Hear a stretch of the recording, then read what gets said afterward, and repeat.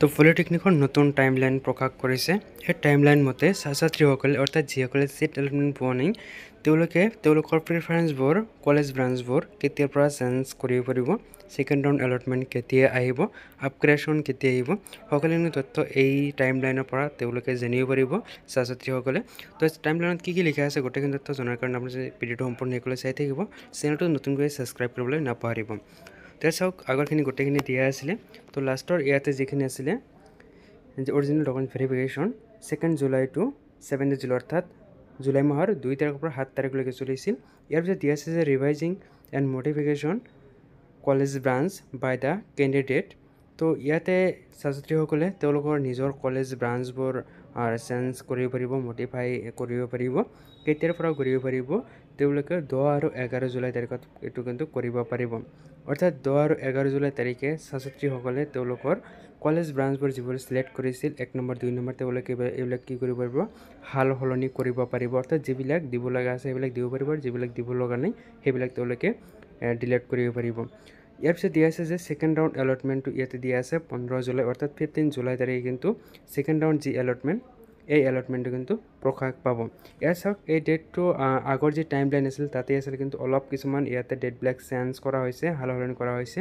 তো মই আপোনাক এইটো দেখুৱাব বিচাৰিছিলোঁ।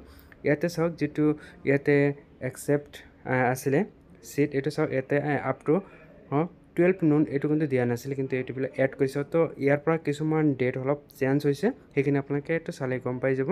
অৰ্থাৎ যিখিনি ছাত্ৰ-ছাত্ৰী এতিয়াও ছিট পোৱা নাই তেওঁলোকে 10 তাৰিখলৈকে ৱেইট কৰিব লাগিব, আৰু 10 তাৰিখৰ পৰা তেওঁলোকৰ প্ৰিফাৰেঞ্চ কলেজবোৰ তেওঁলোকে চেঞ্জ কৰিব লাগিব। মনত ৰাখিব এইবোৰ চেঞ্জ কৰোঁতে অৰ্থাৎ নতুনকৈ কলেজ ব্ৰাঞ্চবোৰ তেওঁলোকে ছিলেক্ট কৰোঁতে কি কলেজ ব্ৰাঞ্চ ছিলেক্ট কৰিব, কোন কলেজত কি ব্ৰাঞ্চত কাষ্ট কেটেগৰী ৱাইজ কিমান টকা ছিট খালী আছে সেইবিলাক চাই চিন্তি সেইবিলাক আগতে জানি বুজি তাৰপিছতহে তেওঁলোকে যদি প্ৰিফাৰেঞ্চবোৰ এড কৰে তেনেহ'লে তেওঁলোকৰ 99% চান্স থাকিব, অৰ্থাৎ সম্ভাৱনা থাকিব তেওঁলোকৰ ছিট পাবৰ কাৰণে, নাইবা ছিট পোৱাৰ সম্ভাৱনাটো বেছি থাকিব। ছেকেণ্ড অৰ্থাৎ 15 জুলাই তাৰিখত তেওঁলোকৰ যি ৰিজাল্ট আহিব তাত তেওঁলোকৰ 90% চান্স থাকি যাব তেওঁলোকে ছিট পাব।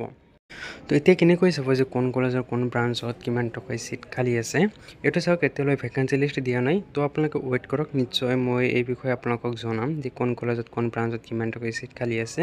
লিষ্ট নিদিলেও মই বিকল্পে ট্ৰাই কৰিম যে কোন কলেজত কোন ব্ৰাঞ্চত কিমান টকা ছিট খালী আছে, সম্ভৱ আপোনালোকক সেই বিষয়ে মই ভিডিঅ' দিবলৈ চেষ্টা কৰিম। তো আপোনালোকে চেনেলটো ছাবস্ক্ৰাইব কৰি ৰাখিব, বেল আইকনটো প্ৰেছ কৰি ৰাখিব, যাতে কি হয় মই যেতিয়া ভিডিঅ'বিলাক লৈ আহোঁ যাতে আপোনালোকৰ ন'টিফিকেশ্যনবোৰ আপোনালোকে পায়, আৰু সেইবিলাক আপুনি চাই চিন্তি যিটো কলেজত ছিট বেছিকেলি আছে তাত যাতে আপোনাৰ প্ৰিফাৰেঞ্চ আগত দিব পাৰে, আগত দিলে তাতে আপোনাৰ ছিটটো পোৱাৰ চান্সটো বেছি থাকিব।